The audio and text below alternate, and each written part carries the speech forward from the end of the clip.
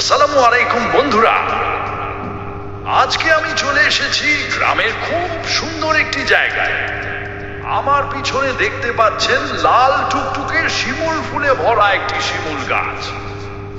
বসন্ত এলেই এই শিমুল গাছগুলো এমন সুন্দর ফুলে ভরে ওঠে, চারপাশে লাল শিমুল ফুল যেন প্রকৃতিকে আরো রঙিন করে তুলেছে।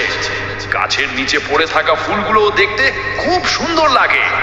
এই সময় গ্রামের প্রকৃতির সৌন্দর্য সত্যিই অন্যরকম।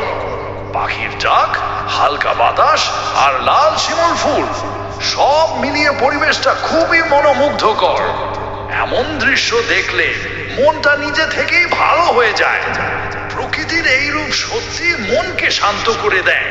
তাই ভাবলাম আপনাদের সাথেও এই সুন্দর মুহূর্তটা শেয়ার করি। আপনাদের যদি ভিডিওটি ভালো লাগে তাহলে অবশ্যই লাইক, কমেন্ট এবং শেয়ার করবেন।